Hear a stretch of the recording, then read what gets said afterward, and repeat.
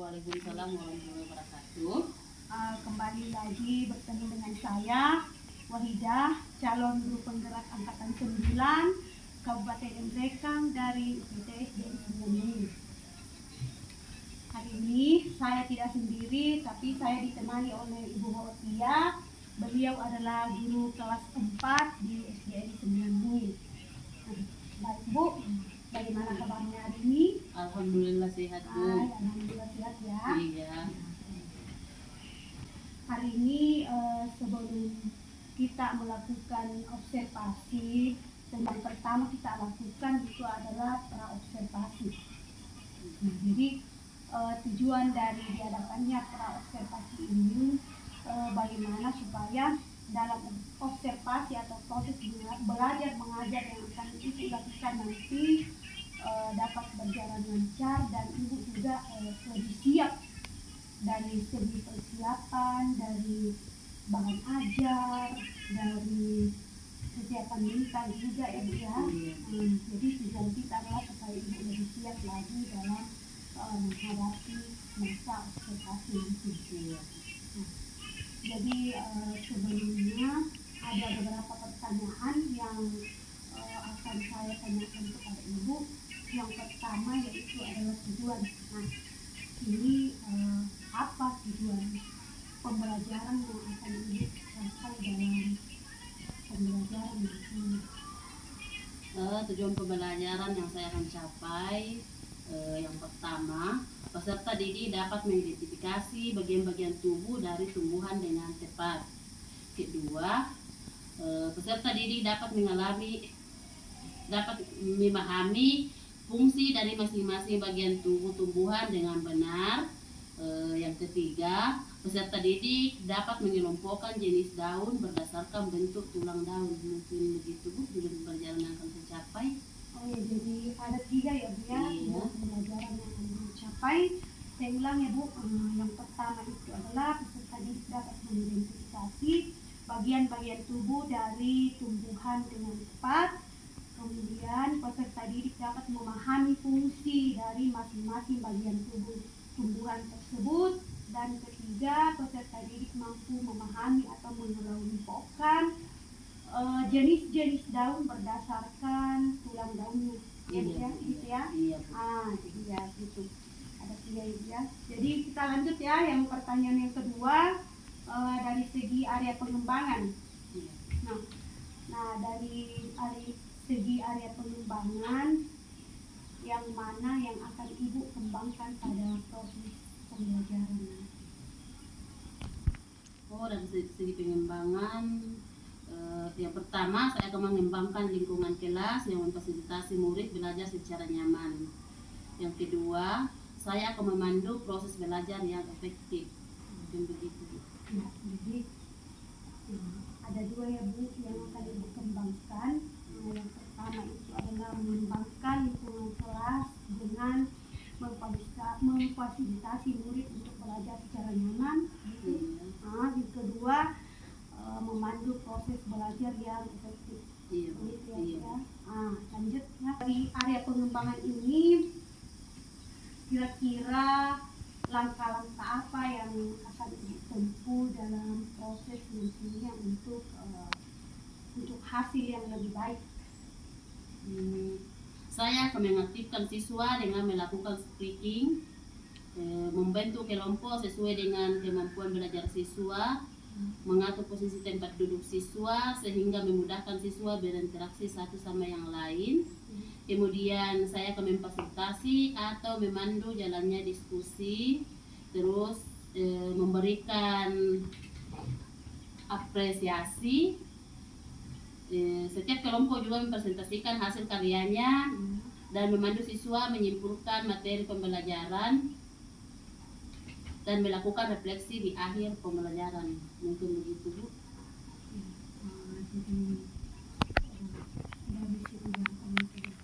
Jadi ada beberapa ya, itu sudah mudah-mudahan dapat tercapai. Saya ulang, yaitu melakukan sesuai dengan melakukan briefing, kemudian membantu kelompok sesuai dengan kemampuan kemampuan belajar siswa. Ya. Kemudian mengatur posisi tempat duduk sehingga memudahkan siswa untuk berinteraksi. Dan 3, memfasilitasi murid saat diskusi. Lanjut, setiap kelompok mempresentasikan hasil diskusinya, memberikan apresiasi terhadap penampilan setiap kelompok, dan melakukan refleksi di akhir pembelajaran. Gitu ya. Luar biasa sangat ya. Nah, kita lanjut. Ada pertanyaan terakhir, yaitu dari segi strategi pembelajaran. Nah, dari strategi pembelajaran, seperti apa strategi yang akan Ibu terapkan pada pembelajaran nantinya? Strategi yang saya persiapkan, yang pertama, saya akan melakukan pendekatan pembelajaran berdiferensiasi dan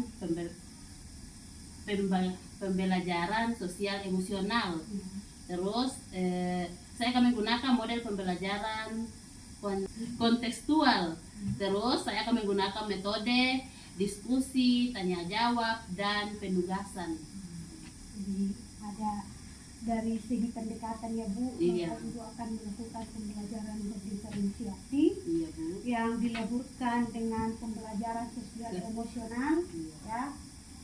Kemudian dari modelnya, model pembelajaran yang akan Ibu lakukan adalah model kontekstual ya. Iya, Bu.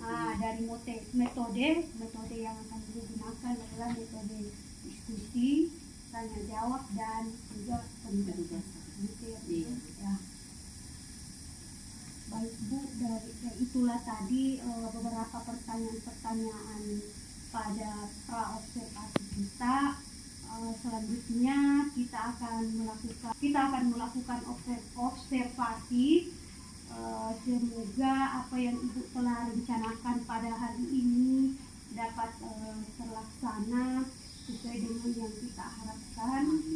Ya, jadi cukup dulu untuk hari ini. Sampai bertemu pada hari Rabu depan pada observasi ya Bu ya. Baik Bu, terima kasih atas waktunya. Assalamualaikum warahmatullahi wabarakatuh. Waalaikumsalam warahmatullahi wabarakatuh. Bagaimana katanya hari ini anak-anak? Baik. Alhamdulillah. Nah, sebelum kita belajar, alangkah baiknya kita baca doa dulu ya. Coba Nur Fadila maju ke depan. Jam kanan.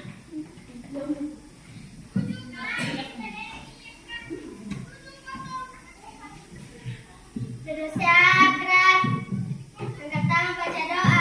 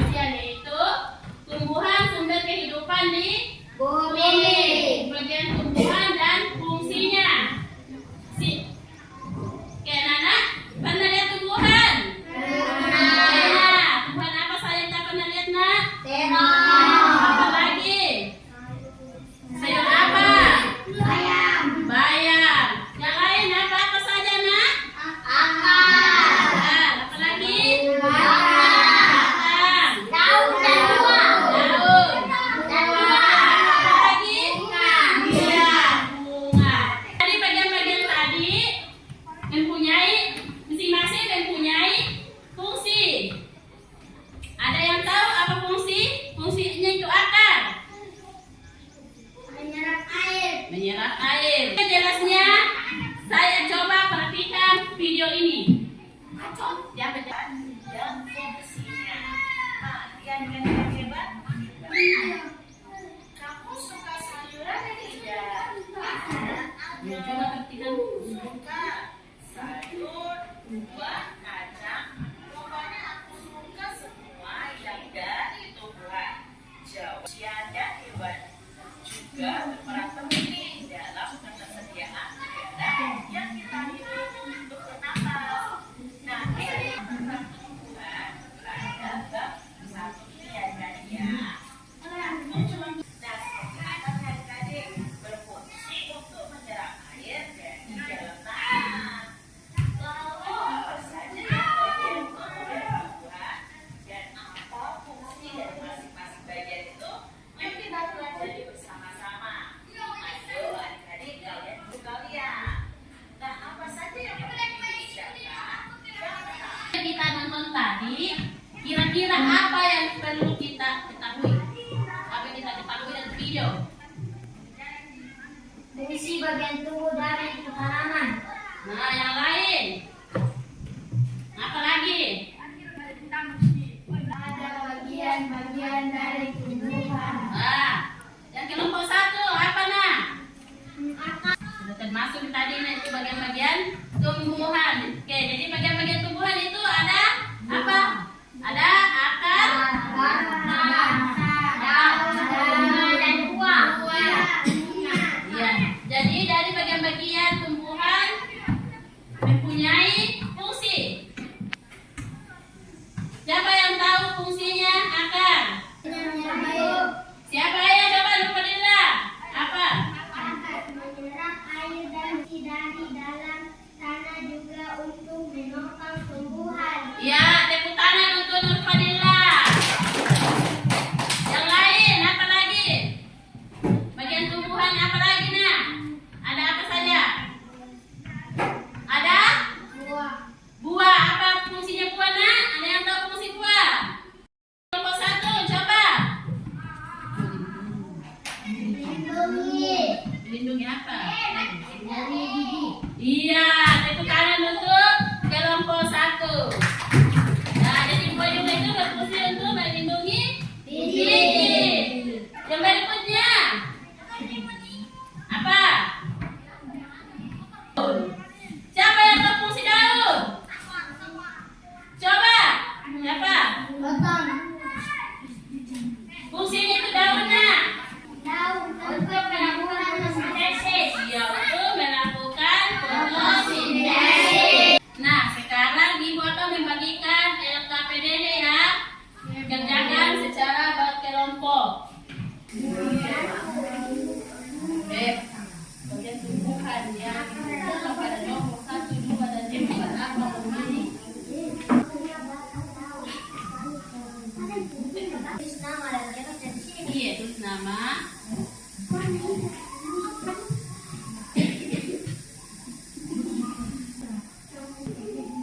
Hewan yang melakukan fotosintesis adalah nomor 3. Fungsi yang ditentukan oleh nomor 4 adalah menentukan ke daun. Ya, itulah hasil diskusi dari kelompok 3. Berikan tepuk tangan. Kelompok 2 sudah selesai. Assalamualaikum warahmatullahi wabarakatuh. 1. Bagian tumbuhan yang ditunjukkan pada nomor 1, 2, dan 4 adalah bunga, buah, dan pohon.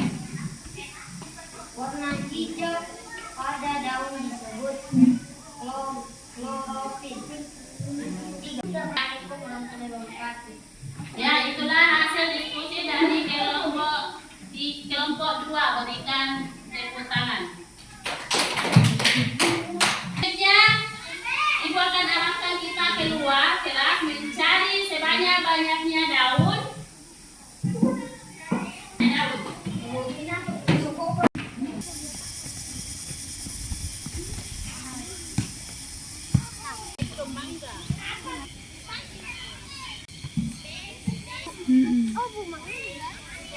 Kita mengumpulkan macam-macam memberikan daun.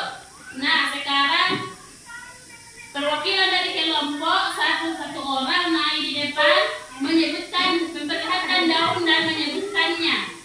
Coba siapa yang duluan? Satu orang, satu kelompok bawa daunnya. Ya, kelompok satu. Daun jari, ini daun penyirit, ini daun mentikung, ini daun jari, daun menyirit. Ya, sekarang. Ya, selanjutnya kalian sudah bisa memahami tentang bagian-bagian tumbuhan dan siapa yang bisa menyimpulkan tentang bagian-bagian tumbuhan tadi?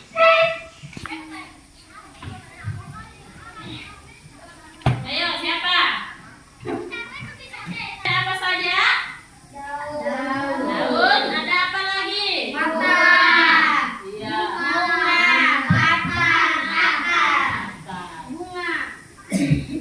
Bagian-bagian daun. Jadi bagian-bagian daun apa saja?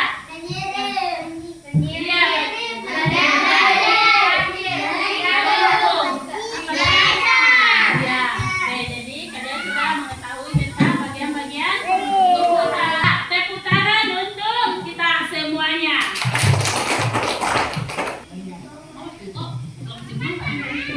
Nah, jadi sampai di sini pelajaran kita hari ini.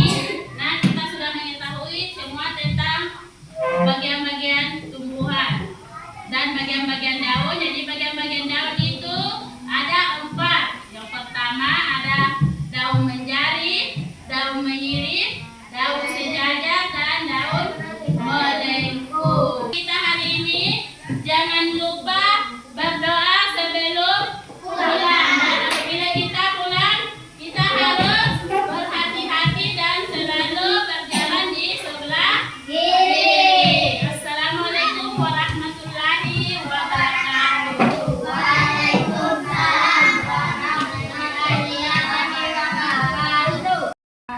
Ya. warahmatullahi wabarakatuh. Ya, bagaimana Pak kabarnya, sehat? Alhamdulillah sehat. Alhamdulillah. Ibu sendiri? Alhamdulillah sehat. Ya, alhamdulillah semoga sehat ya. Jadi hari Ibu kita akan melakukan observasi karena kemarin kita telah melakukan wawancara pra-observasi dan observasi. Jadi hari ini kita didampingi oleh pengajar praktik saya atas nama Bapak Adi Muhammad Nur dan Ibu sendiri Ibu Aulia, guru kelas 4. Jadi begini ya Bu, kita mulai tujuan dari kita mengadakan kegiatan pasca observasi ini adalah bagaimana supaya sebagai bahan evaluasi bagaimana ibu mengevaluasi kegiatan yang ibu lakukan kemarin saat mengajar, kemudian bagaimana proses tindak lanjut yang akan ibu lakukan untuk memperbaiki jika masih ada kekurangan yang ibu hadapi saat observasi kemarin atau saat mengajar kemarin. Baik Bu, ada beberapa pertanyaan yang akan saya ajukan.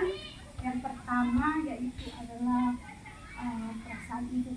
Kira-kira bagaimana perasaan ibu kemarin setelah kita lakukan observasi atau saat ibu telah mengajar kemarin? Perasaan saya Bu, alhamdulillah setelah melewati masa observasi yang awalnya merasa tegang, mungkin karena belum terbiasa, tetapi setelah proses berlangsung akhirnya merasa enjoy, apalagi dengan melakukan pembelajaran diferensiasi yang dikaitkan dengan juga dengan pembelajaran sosial emosional. Ini juga merupakan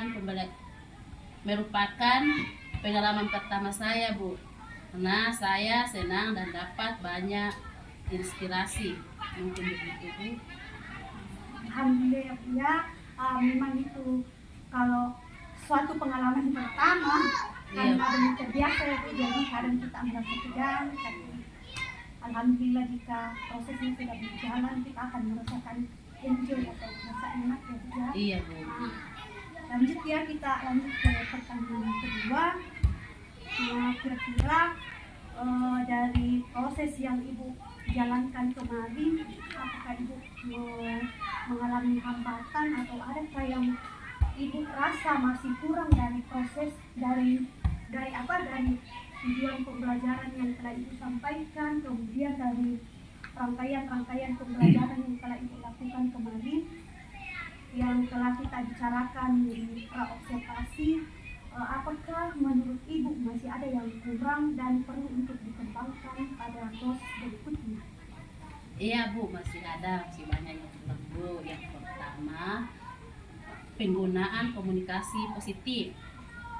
Yang kedua, pada saat pembukaan proses belajar kurang menyampaikan relevansi atau tujuan atau dengan materi pembelajaran yang berkaitan dalam kehidupan sehari-hari siswa Bu. Yang ketiga, muatan sosial emosional dalam aktivitas pembelajaran. Itu begitu Bu. Oh, jadi masih ada kekurangannya ya Bu, yang salah satunya itu adalah penggunaan komunikasi positif. Iya Bu. Kemudian pada tujuan pembelajaran Ibu belum maksimal dalam begitu ya, Iya Bu. dalam penyampaian tujuan dan dikaitkan dengan kehidupan sehari-harinya siswa. Iya. Kemudian yang lainnya lagi tuh tentang peleburannya pembelajaran sosial emosional, begitu ya Bu? Ya begitu ya. Jadi terus kira-kira apa ini yang menyebabkan kenapa bisa belum maksimal dalam melakukan ini, kira-kira apa yang menghambat itu? Itu tadi penggunaan bahasanya Bu. Ya terus oh ya dari ini ya Bu, ya karena merasa tegang. Iya, merasa tegang. Ya, merasa tegang kan, jadi penggunaan bahasa juga ini. Iya. Baik, pertanyaan berikutnya Bu, kira-kira kedepannya apa yang akan Ibu lakukan untuk memaksimalkan pada proses pembelajaran berikutnya? Kira-kira Rencana yang akan saya lakukan ke depannya Bu, saya akan meningkatkan komunikasi positif dengan melakukan komunikasi secara timbal balik dengan murid dan juga memberikan kesempatan kepada murid untuk saling berinteraksi. Berikutnya, saya akan terkait dengan tujuan pembelajaran. Saya akan menyampaikan topik tujuan pembelajaran, keterkaitan antara materi dan menjelaskan relevansi atau pentingnya materi tersebut dengan kehidupan sehari-hari siswa.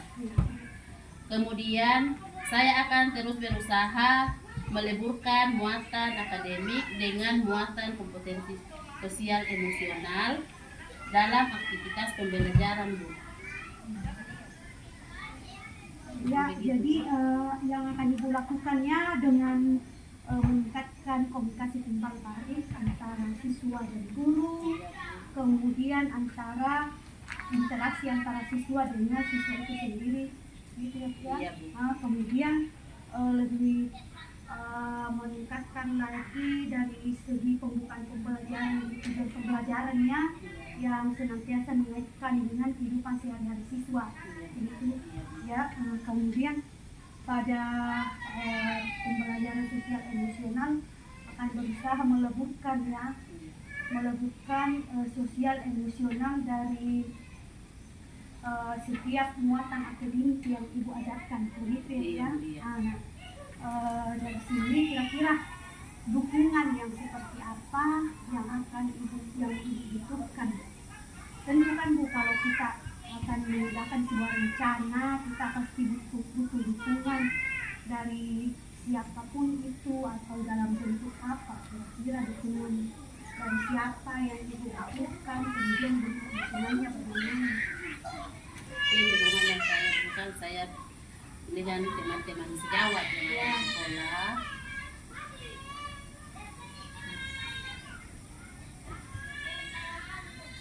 sejawat, kemudian mungkin masih ada yang lain yang Bisa juga dengan kepala sekolah. kepala sekolah.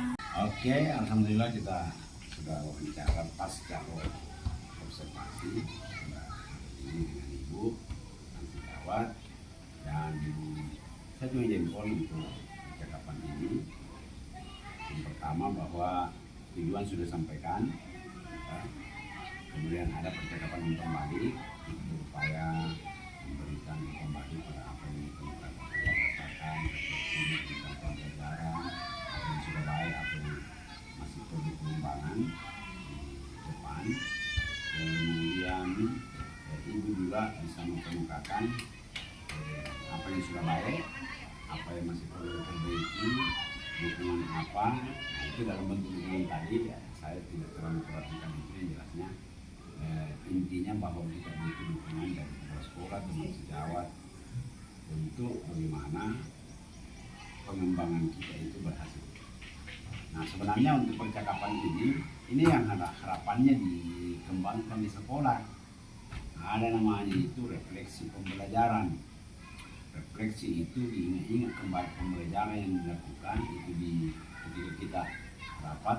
Makanya itu kepala dinas anjurkan bahwa setelah pulang anak-anak sekolah jangan kita semua, kita tinggal direncanakan di situ. Oh, hari ini kita bahas PNN misalnya, hari berikutnya kita refleksi pembelajaran. Refleksi pembelajaran semua orang bergiliran itu mengemukakan apa keberhasilannya hari itu, apa kekurangannya, maksudnya yang mana dia, supaya semakin baik proses pembelajaran yang berpihak kepada murid di sekolah. Nah, tadi Alinda itu dalam kita sudah pelajari bahwa dalam coaching itu ada kata-kata yang hendaknya dihindari, kata-kata tidak pasti, misalnya kira-kira. Ya, kita ucap tadi kira-kira kan? Iya. Oh iya. Nah, itu yang kira-kira. Nah, itu karena itu hal yang tidak pasti ya, membuat orang kayak bagaimana ini. Jadi kalau percakapan coaching itu banyaknya kata-kata seperti itu dihindari, walaupun ya mungkin karena kebiasaan kita kadang tidak bisa dihindari. Iya. Ya, jadi ya, tapi saya cuma jempol bagus percakapannya. Ya, sekira Bu, terima kasih, mudah-mudahan sukses di sana. Oke. Ya. Ya, sudah Pak.